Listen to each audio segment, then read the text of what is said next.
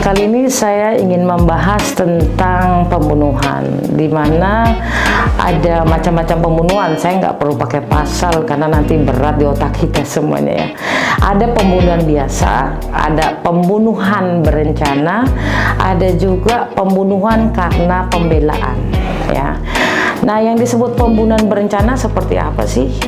Otomatis nomor satunya ada motif, kemudian setelah ada motif ada perencanaan, setelah ada perencanaan ada eksekusi, itu disebutnya pembunuhan berencana.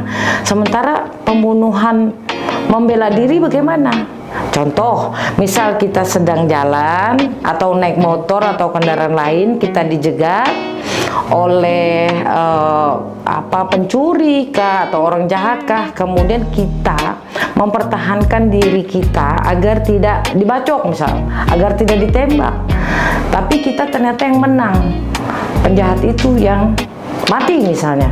Nah, itu sebagai penasihat hukum atau advokat atau pengacara mencari celah hukum untuk membela orang ini kalau dia benar membela dirinya.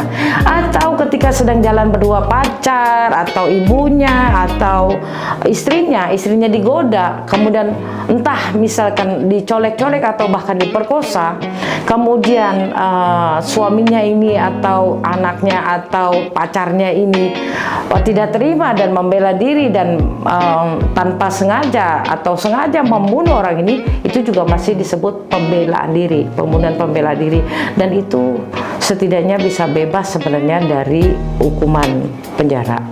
Nah, kemudian kalau pembunuhan, apa sih yang disebut pembunuhan?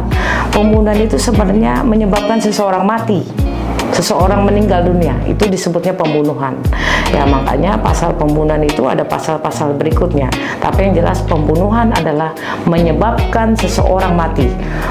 Orang ditabrak mobil, pembunuhan namanya, pembunuhan. Kemudian ditusuk, pembunuhan ya, kecuali tabrak kereta, karena beda kisah kalau kereta kan, karena kereta sendiri itu memakai mesin otomatis, dan kalau kebanyakan juga orang ketabrak kereta karena kelalaiannya sendiri kan begitu. Nah, ketika bicara pembunuhan inilah yang sebenarnya saya ngeri-ngeri sedap bahasnya, karena apa? Menyangkut nyawa manusia. Tapi yang lebih penting lagi, pesan saya kepada saudara-saudara semua, tingkatkan iman kalian ya, kemudian isi hati kalian dengan kasih, dengan sayang, sehingga tidak ada kebencian di hati, tidak akan ada tindakan-tindakan pidana yang merugikan orang lain.